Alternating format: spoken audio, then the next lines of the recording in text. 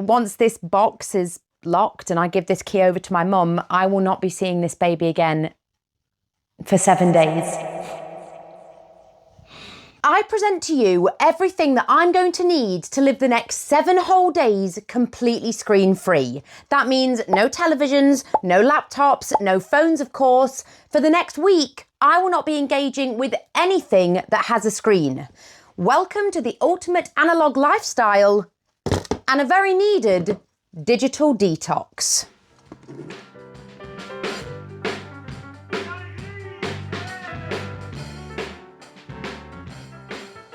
So to properly embark on this challenge over the next 7 days, I have an array of things to help me out, but the most important has to be this box.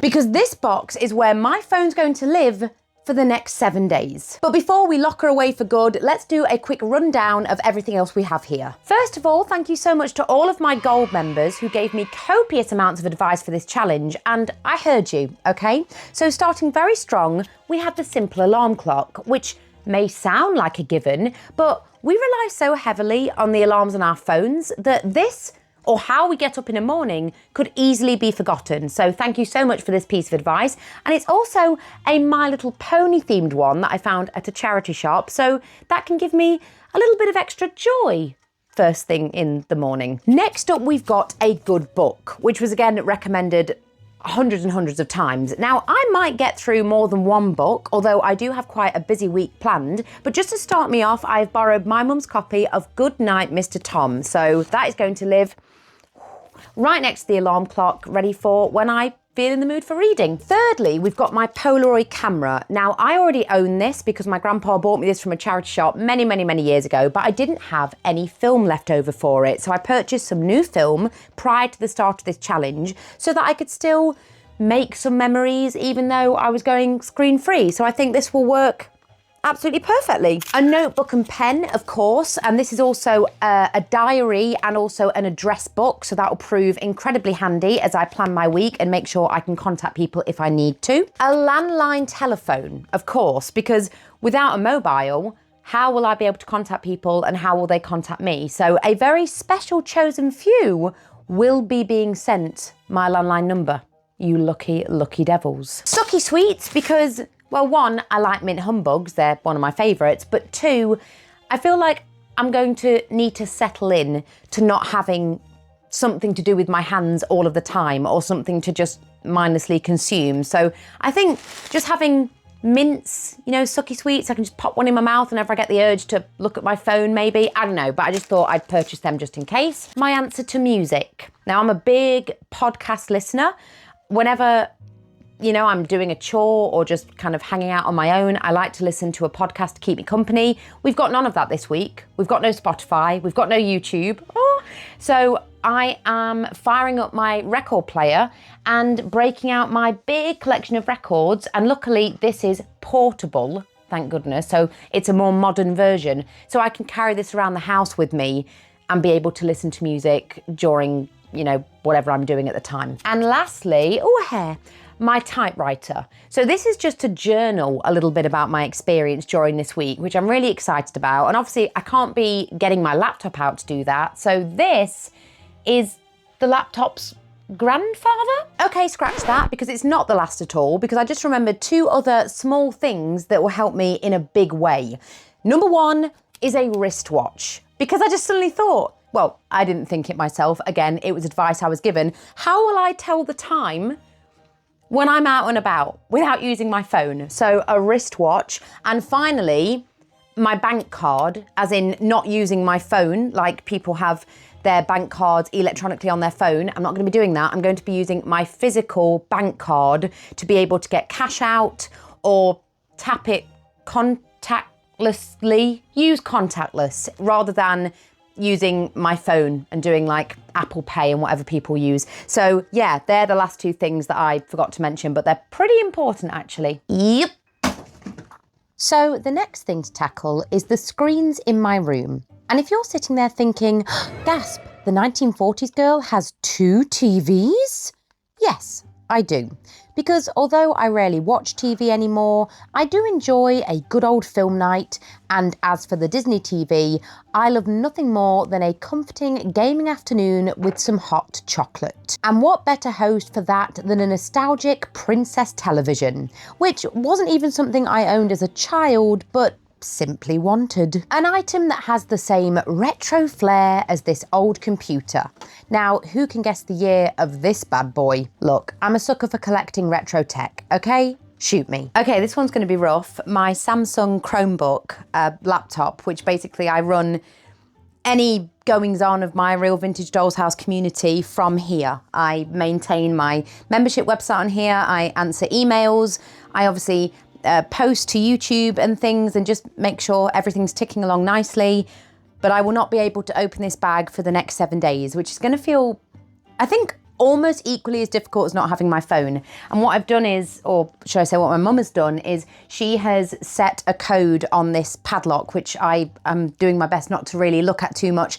And she has taped over where the actual code is. So once the padlock is in place, all I need to do is roll the numbers and she will be the only one that knows the code, and I won't be able to get into this bag again unless I somehow figure out the code, which I won't. So if we go through this and go through those, and then if we press it, okay, it's on, it's on. I'm gonna peel off this sticker now. It's coming off anyway. Okay, that is on. I now cannot open my laptop bag, even if I wanted to. And my mum is the only one that knows that code, whatever was underneath that sticker, only she knows it. So there's not even any point leaving this on my bed because I'm not gonna use it. So yeah, that's that.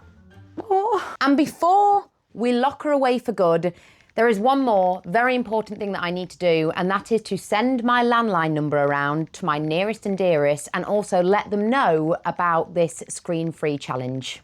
This is it. Oh gosh, I didn't think it would feel so, kind of, I don't know, I guess anxiety-inducing. It feels like I'm literally letting go of a physical part of myself, which is just ridiculous, isn't it? But the best thing is to treat it like a Band-Aid, just rip it off, deal with the pain. So we're gonna put the phone into this lovely little vintage box. So this box locks with a key, and once it's locked, it's locked. And this key is going to remain in my mum's possession. Okay, well, have fun in there, and I'll see you in a week. Mwah.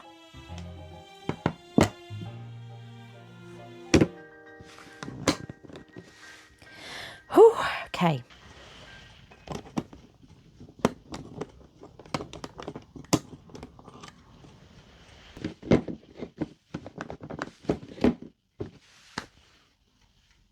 It's done.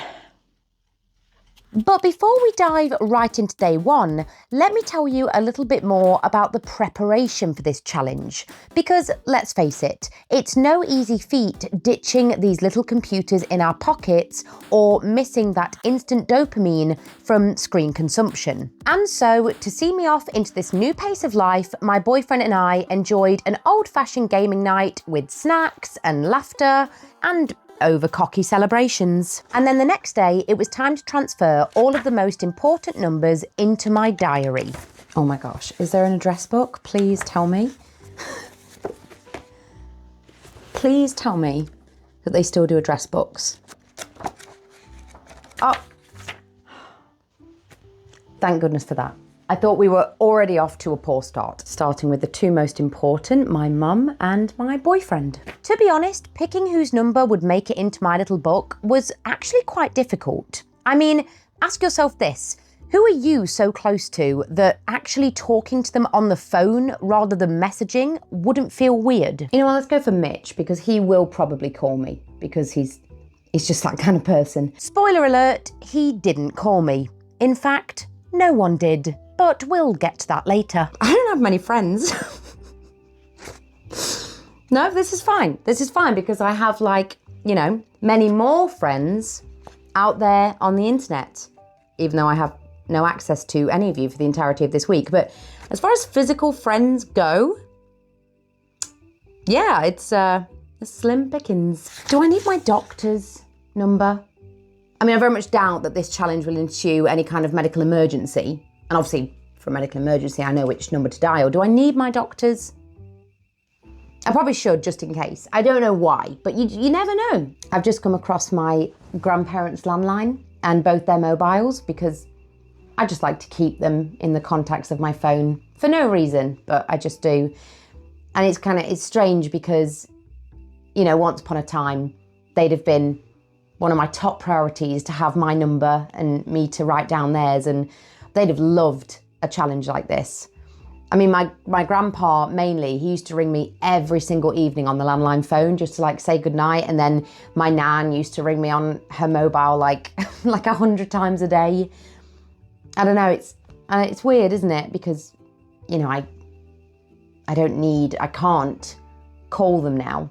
But if things were different, they'd have been all over this. They'd have absolutely loved this. I lovingly read all the pieces of advice that I'd been sent by my Gold Dolls House Club members, and you guys did not disappoint and had me smiling and welling up all at the same time and making me feel that I really wasn't as alone as I was worried that I was going to feel. That's a good idea. Whenever you are tempted to reach for your phone, replace that with a different action. It's like I'm getting off nicotine or something. It's ridiculous, isn't it? But it is truly an addiction. Emma has suggested, have I thought about what I'm going to do after the challenge and like, you know, how I'm going to take this forward and reflect and manage my time? Because yes, I don't want that sinking feeling of, well, back to normal then. Spend more time with the pets, brackets, the pigeons. Oh, I love this. This person, who is a fellow thespian, has said that they like to picture what characters from their favourite novels would do in certain situations. For example, how would Mary Lennox from The Secret Garden approach a sunny day out in the garden or a stormy evening in Misselthwaite Manor? Elements of story, theatre and romanticism can encourage you to leave the screens behind, even briefly. Now, I should preface this video by explaining that I embarked on this challenge on a week which was all my own. No pressing commitments or places to be. I figured that it was going to be hard enough on its own, and so I wanted to gift myself the grace of trying it on a week where it could have my full attention. Okay, we're doing quite a big thing now. Excuse me being in my scruffs, by the way, but for prep day, I thought I'd just take things slow, you know, just kind of relax, feel comfortable. So we're gonna test my landline phone, and my mum has sent me the landline number. I'm gonna try and give us a call. Oh, just forgotten it. Oh, for goodness sake, the modern brain.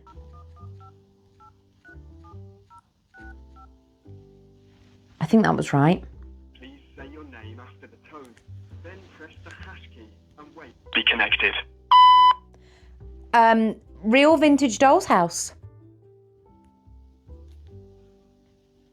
Oh, the hash key.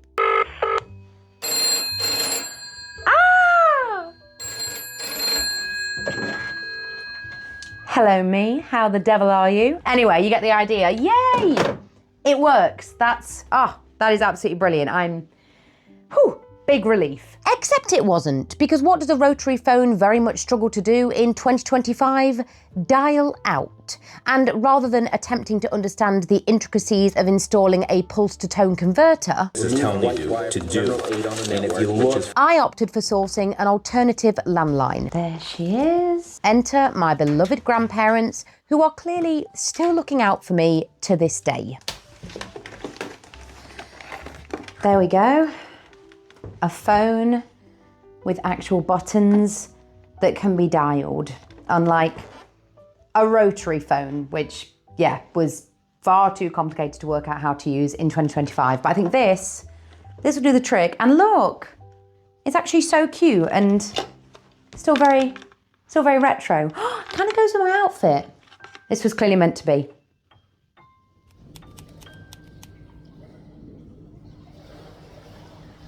Okay, we have our first somewhat snag. So I want to pop out somewhere, but I obviously don't have a phone to bring with me. So I would need to go out without a phone, which I am very much not recommending. The only reason that I am doing this today is because it is broad daylight and where I'm going is walking distance and not too far at all. But I do want to let people know that I'm going out for safety reasons, and then I'll ring them the minute I come back. I mean, once upon a time, this is how things used to be done. You know, we didn't always have constant communication in our pocket, so you would ring, let someone know that you're popping out, and then ring them back when you got home. But it wouldn't be something that I'd recommend. I'm not going to be doing it, you know, much this week at all, if at all, only to go to this one specific place, which will all become very clear a bit later on. So I'm going to try and ring my mum and let her know that I'm popping out. Okay.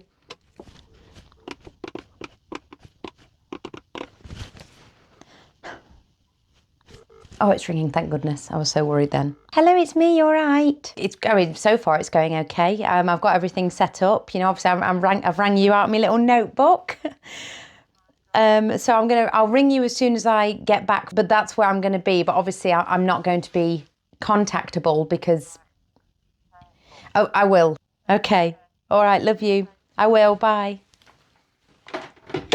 I'll just say it one more time. I do not recommend doing this, going out without a phone or any way for people to contact you. But, you know, where I'm going has a phone that I could use if I needed to. And it's a short distance and it's broad daylight and I'm not going to be very long. So still wouldn't recommend it, but I am trying to do this thing properly. And like I said, once upon a time, this is exactly how our grandparents would have done it. And where was I off to? A new gym. Well, I say new, but as you can tell, this building is old. Honestly, have you ever seen such a beautifully ornate building that housed a gym? It's like it was made for me. Oh, those original sash windows be still my beating heart. But as lovely as the gym was, working out without music was not the one. Man, did I feel every pump and push and strain, and minutes felt like hours as I did my best to just try and let my mind wander. I purchased the gym program a few days before starting this challenge, wanting it to be an opportunity to gently let fitness back into my life. And although I often advocate for workouts at home to save on a bit of money, this gym and swim full membership was only £20 a month, which I happen to think, in comparison to today's prices, isn't too bad at all. And that's what really sold me, a good swim. I used to swim with my grandpa all of the time. He taught me, in fact. But swimming can be a really hard thing to fit into one's week. And so as a treat to myself and an excuse to move my body, I was going to try and frequent the pool as much as possible over the next 7 days. Of course, I had to do a little snappy snap of my first gym session before heading home. Apologies for the angle, but I was just walking along and I was thinking to myself, you know what? I think I'm feeling overly confident and cocky because I've had quite a full day so far. You know, I've gone for a swim, I've been to the gym, I've walked there and back. I've just gone and picked up a little gift for one of my gold members, which is very exciting. I'm probably going to do the birds, maybe sit by the pond whilst I have some lunch. So I don't really feel like I've been properly challenged yet. I think though, when I am left a bit more to my own devices, like I'm just making lunch, or heaven forbid, I sit down to have lunch and I can't actually watch anything as I eat, which will be utter blasphemy in my eyes, I'll probably feel like this is a bit more of a challenge then, you know, when I'm in the quiet rather than constantly on the go with all the hustle and bustle. On the way to the gym, I counted 14 people, this was on foot, obviously, not people in their cars or anything, who were on their phone. 14 people actually on their phone, like looking at it and scrolling. It was very odd for me to walk there and back, not being on my phone or even listening to music, to be honest, and very strange to not listen to music whilst I was working out. I didn't love working out to nothing, but I have to say I didn't mind walking with no music on. It was, I don't know, it was actually quite nice. I found I was taking things in a lot more. Not that there was lots of amazing sights to take in around me, but it was still nice to be a bit more present, which I'm probably ruining now by vlogging to you, but you know, it was nice. As promised, I called my mother as soon as I returned home and then decided to pop a record on as I made some lunch. which, may I say, featured my own homegrown lettuce from the garden beds. And to the symphony of Benny Goodman, I ate my first meal without watching anything in literally years. And to be honest, I not only tasted every bite, and I mean really tasted, but I savoured it too. I ate more slowly and mindfully enjoyed the meal, thinking that this would be torture, but in actual fact, it was rather pleasant. And I'm the kind of person who, when the adverts come on, I will literally pause my meal and wait until whichever programme I've been watching resumes, and then I'll resume eating. I understand that is very weird, but it's just something that I've been doing since I was a kid. Then I decided to fumble with the radio in the kitchen as I made a much needed coffee. So I almost had a nap. I was kind of thinking to myself, oh, I've got this vast expanse of time in front of me.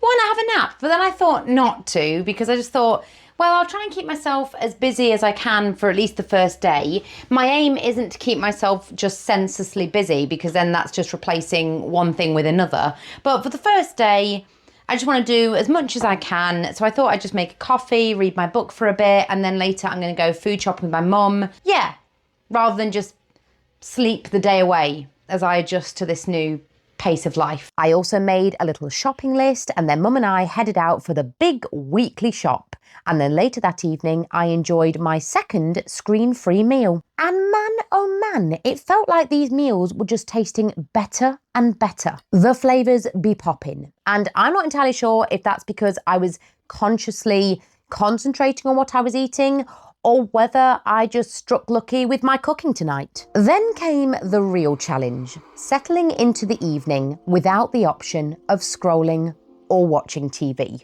But thankfully, Wallace had my back with some classical FM, and I read a bit of my book. Before deciding to call Jack and let him know my plans for tomorrow and pick a time for when I'd pop over. Hi gorgeous, it's me, it's Hannah. Hi, yes thank you, and just letting you know I'm going to lunch with Julia tomorrow morning at 11. So I'll probably be at yours for about 1, latest 2. Then I called my friend Julia just before bed to double check our plans for lunch. Hello Jules, it's Hannah, just confirming for tomorrow.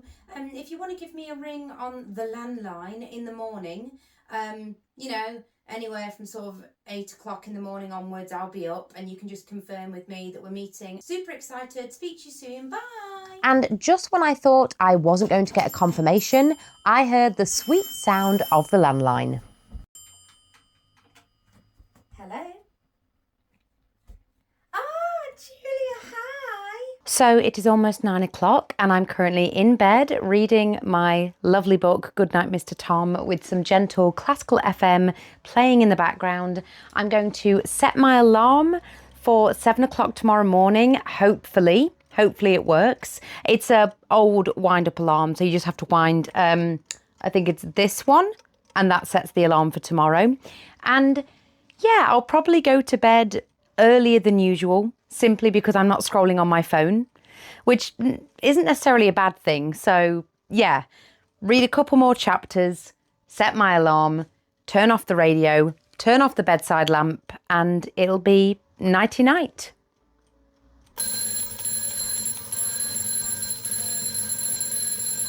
Thank goodness the alarm clock worked a dream, and after a quick coffee with my mum, I headed off for my day. So it's day 2 and I'm off to meet my friend for lunch, and as you can probably imagine, it was very strange not to message each other to let each other know how long we were going to be or that we were almost there, but instead just calling the night before, pre-arranging the time, and then just hoping each other would show up, which is exactly what we're doing, which is a little bit strange. But I also thought on day 2, it was finally time to address a question that I'm sure most of you have had. How on earth am I filming this video? A valid question indeed, and let me explain. I use my Samsung Ultra S23 phone purely for recording footage. It was a Christmas present from my mum, and it doesn't even have a SIM card. but it does have a screen. To navigate this, I'm using an incredibly complicated method of the lovingly named Sock of Doom, followed by a simple reminder stuck to my phone, which allows me to swipe the record button, record my footage by peering through the paper, and then simply ending the recording and locking the phone once more. No scrolling, no deviating to other apps. Okay, so it's not perfect. I did think that I might be able to see through the paper so that I'd at least know what shot I'm getting, but I can't. So currently I have no idea if I'm in frame or not. I sincerely hope that I am, but it's just a kind of deterrent to remind me to only use my phone for filming. That's why I've got the sign, that's why I've got the Sock of Doom, so that I can still fully embrace this challenge, but also document the entire journey for all of you lovely people. Anyway, it's a beautiful day and I think it's time for some lunch. I waited for Julia, secretly praying that she'd turn up, and simply taking in the hustle and bustle around me, and of course, indulging in one of my favourite hobbies, some good old-fashioned people watching. And then when Julia did arrive, I realised that there was a slight problem. At this bar, you ordered food by scanning a QR code on the menu. Yikes. But thankfully, after making up some nonsense about my phone being on the fritz, the waitress said that I could order food at the bar. Ah yes, just like Grandma used to do it. With that issue out of the way, you can now see the glory of my screen deterrent in action, as I totally thought that this was recording me taking a Polaroid picture of my dearest Julia. 3, 2.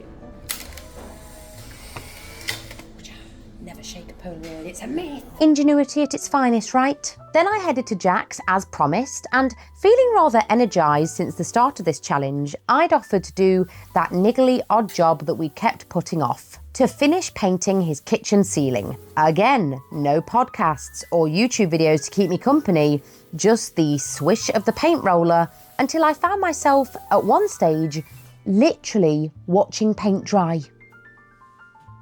Oy, was this truly the life before screens? But unwilling to be deterred, I moved onto the door frames and then we sat down for a little luncheon treat. Cheers. Cheers. You know you're going to like it. Oh yeah. You see, the week before this challenge, we'd seen a video of James May making one of his favourite nostalgic recipes, and we simply had to try it. And so, you 70s kids out there, I present to you my first time ever trying spam sandwiches on white bread with Branston sauce. What's that face for? Did you butter the bread? No. That's a crucial step you missed. I wasn't sure at first. The sauce certainly had a slight kick and there was just a lot going on in my mouth, but lo and behold, after I gave it a minute, I actually loved it. I like it. I'll have to go and get some butter then, won't I? You want butter? Did you not listen to James May's recipe? Have me on your next episode, James, and I'll show your cooking the appreciation it deserves. Yeah, but I never had butter on bacon sandwiches, so I think I was just Thinking of yourself. instinctively against it.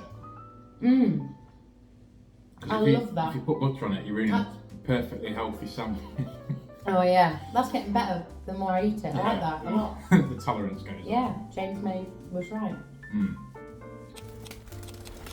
Day 3 rolled around, and after a night spent chatting with Jack and decorating till we dropped, I started my day by tending to my bird babies, having another swim session and walking back with incredibly wet hair, even though I did wear a swim cap. So please tell me, what am I doing wrong there? I then went to lunch at my uncle and auntie's and then came back and read some of my book. But I was starting to feel some, let's call them side effects of ditching the screens. I really hope you can see me okay. I've noticed as this experiment has gone on that I'm getting kind of swells of anxiety, like right here in the centre of my chest, all the way to the kind of back of my throat.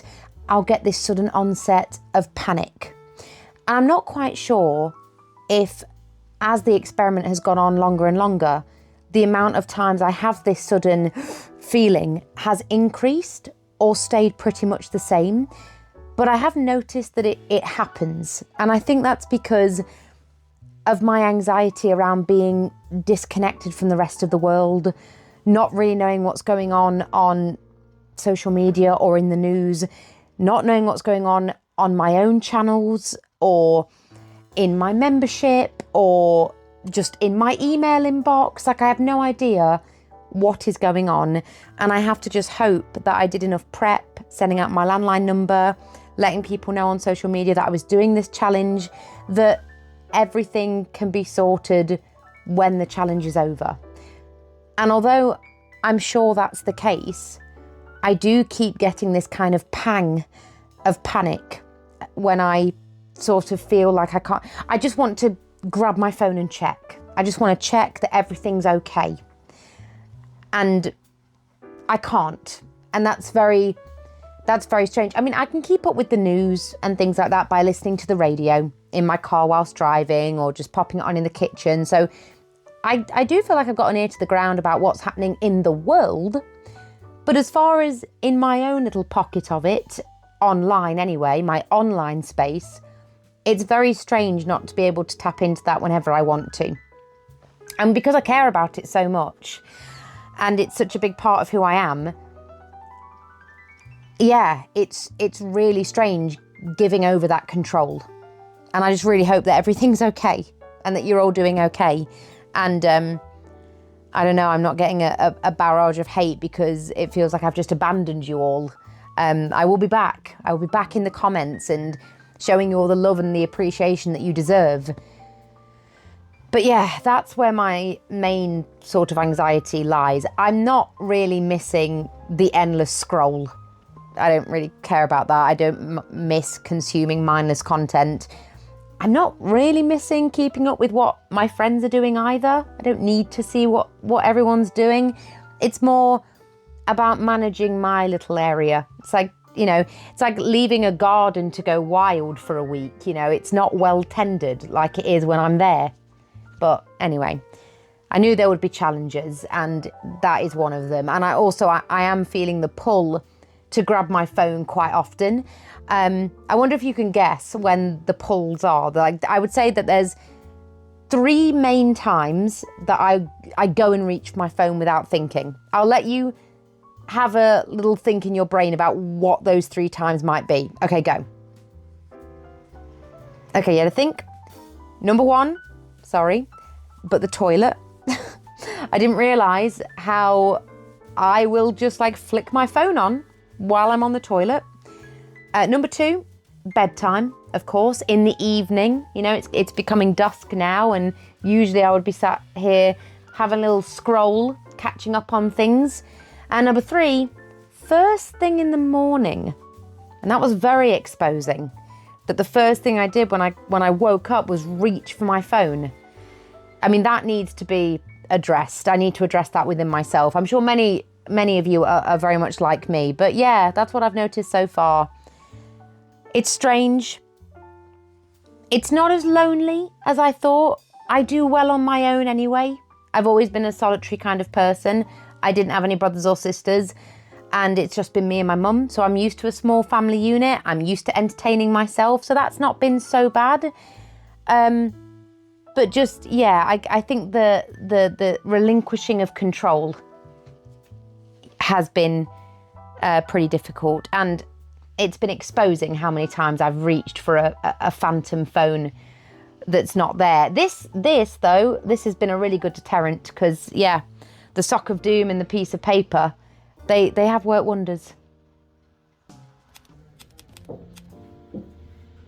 Day 4, and following another extremely early night, but I must say the most satisfying night's sleep that I've had in years. I guess that blue light really is robbing me of good quality sleep.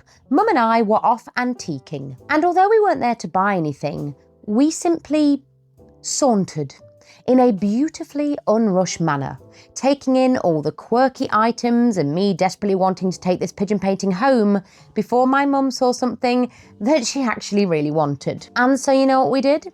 We struck up a conversation with complete strangers about it. It's even a sweet colour, isn't it? Yeah, you can paint it as you wish. Yeah, you can, can't you? It's, yeah. Good hinges, well made. Like I say, our modern ones, you know, they've broken. Thank you. Yeah, and he made one himself. You didn't even know. You learn something new every day. Get washing now. You want to get the dolly tub. Oh, we've got one. We've already got a dolly tub, an original with the original posser. Yeah, we've got a dolly And tub, a thingy board. a washboard and a posser. Because we're into vintage, aren't we? So we've got it. But I've tested it. I did do the washing in it once just to see if it still worked very well. It worked very well. That is lovely. Oh. That's well made. Thank you. Oh, thank you so much, both. Bye-bye. Oh, sorry. Oh, look at that. Oh, there you go. Look, there we go, a posso after we've just been talking about it. How strange, isn't that strange? Just been saying that, haven't we? I know, unheard of. And then the owner showed us some of his stock that he just had in before we headed home, and I sat by my little pond to read some more of my book. Before noticing that my pond is now teeming with life.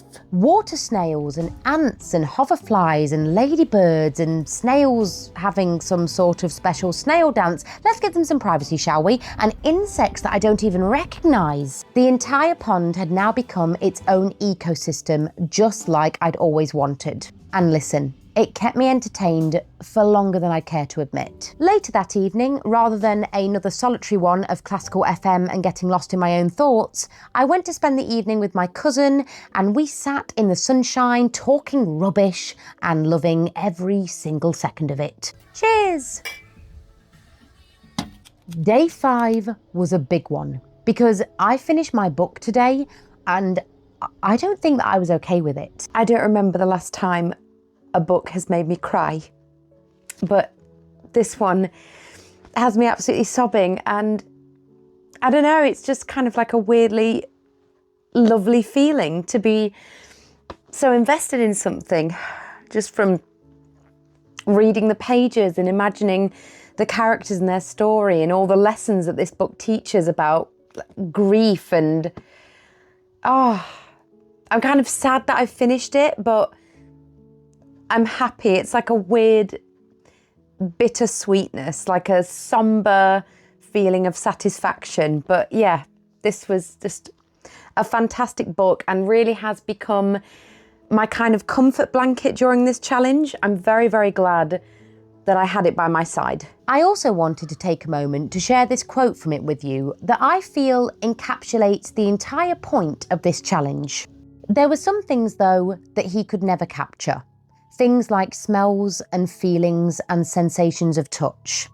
They were now things to enjoy only for a moment. Then another monumental moment. The landline phone rang randomly. It was Jack, asking if I'd like to indulge in a date that has kept the nation's couples together for many a year. Bowling.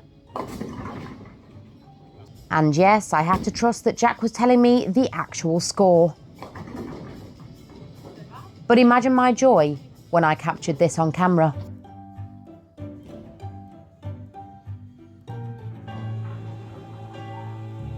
We drew in the end, but what a moment. Day 6, and yes, don't judge me, I may be wearing the same clothes as yesterday. I was really starting to feel something. Boredom. I'd say the boredom really started creeping in around day 4, particularly in the middle of the day and late at night. But by this point, it was really getting to me. So to pacify me, Jack drew his favourite childhood character, Thomas the Tank Engine, and then I had the task of colouring him in from memory, and with Jack's help. This was seriously an adorably fun idea and would actually make a great low-cost date, a homemade colouring activity, and it really did whittle away the hours. Thank goodness. Day 7, my last day of no screens. And I spent it as gently as I could, journaling my experience for one of my Doll's House Club members in the beautiful analogue art of typing them a personalised letter in response to the advice that they had sent me. This was the perfect way to reflect on some of the challenges of the last week and gather some of my thoughts and feelings. So, the disadvantages. General inconvenience for one, as most things nowadays are designed using a screen interface, and so working around that took a heap of creativity and very much the long route. Nothing was easy or quick, but more thorough and time-consuming. Boredom. It happened. And I no longer had that dopamine hit at my fingertips, that mindless entertainment and consumption and doom scrolling. And I have to say, for that, my book saved my bacon. Not being able to Google something, a name of a celebrity who you can't remember, a place, a question, directions. A few times I drove to places purely by memory, and it was pretty nerve-wracking. Nobody called me. My landline never rang once unless it was my mum or Jack. And that gave me the sobering realization that everybody is just out there getting on with their lives. But what was kind of reassuring is that to that end, nobody really cares what you're doing. And I guess that can be quite liberating. And I have to say, in my friend's defense, one of them did try to call me, apparently a few times, but I hadn't installed an answering machine, which, you know, in hindsight, my bad. But yeah, in general, nobody called me. And what I thought was going to be like a really cute novelty, turns out people are probably too busy to indulge in. And I get it, okay? Life is life. General anxiety and disconnect. Feeling out of the loop. Not being able to check if something dastardly had happened on my channels whilst I've been gone. And that thought really weighted on me, like deeply in my chest. Safety. Not having the option to message my mum or Jack to let them know that I'd arrived somewhere or to check that they were okay. And lastly, it isn't really suitable for someone who requires sight of their emails to run a business, let's say, or for someone running a YouTube channel, or somebody who simply wants to access their online banking. There are few to no alternatives for modern communication. So the internet really is the coal fire keeping our train chugging along, and it would be nigh impossible to embark on many work-related endeavours without access to it. Ooh, all sounds pretty dismal, huh? But now on to the benefits. I found it. The moment. Several times, actually, quite easily by the end of it. It quickly became a close friend, and living in the nowness became second nature. Meals tasted better, my sleep was more than decent, my headaches evaporated for the entire week, I laughed a lot, I moved more. Yes, I even lost weight during this 7 days, but even without the gym, I was simply more active. I stretched my patience, and it hurt, but it was a good hurt. I embraced real boredom and got creative. I weirdly became less anxious about my loved one's safety. The flashes of horror when my mum doesn't answer a WhatsApp message quick enough for my liking were replaced with rational thoughts, because I wasn't trying to keep digital tabs on everyone I loved all of the time. I didn't miss or crave social media updates. I'd lost the luster for doom scrolling. I sat with myself and my anxiety, and it taught me more about myself than I ever thought possible. I saw more sky. I read a book and finished it. I spoke to strangers, wrote things down, and got chlorine up my nose. It really was rather glorious. And for all its flaws and niggles, I think I'll miss it. So here we are, 7 days completely screen-free. No phones, no films, no laptops, no email checking, no doom scrolling. And if I'm going to be honest, I'm actually a little bit apprehensive to open up this box and allow that world back into my life. And I think if there's one thing I've taken away from this challenge, it's the ability to find balance, because there's a lot of things I've missed about technology. I've really missed sitting down and watching old reruns of Only Fools and Horses, and just being able to listen to a podcast or have music whilst I work out at the gym. So I would never say that technology is all inherently bad, but there is a little bit of worry in my heart about opening up this box and letting it all flood back in. And I just hope that everything I've learned from this week and the experiences that I've had and the fact that I felt so present and just thoroughly enjoyed my time will stay with me. I guess only time will tell. Oh, here we go. Oh gosh. If I can't open it, is that a sign? Well, there she is. Oh, completely dead. Yep, completely ran out of charge. So I guess I'm gonna have to charge her up and then see what's been waiting for me. Oh my goodness, hello screens. Hello microphone stand. Oh, hello you nostalgic beauty.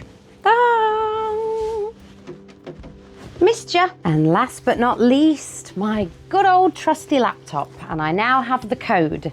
I think, I hope. There she blows. Ah, hello, old friend. That phone needs a charger. Because everybody knows in old houses there is a severe lack of outlets.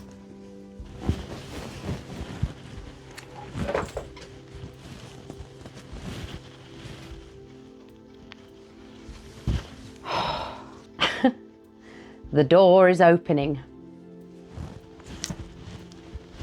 Oh, it's strange. And just like that, there it all was. The entire world. Oh, gosh. Perhaps I'll spend some time moving all the adverts in my email inbox to junk. Maybe later I'll send Jack a cute cat video. We may all be destined to have this ever-expanding, untouchable realm in our lives forever. But what we must never forget is that we can always turn it off whenever we like.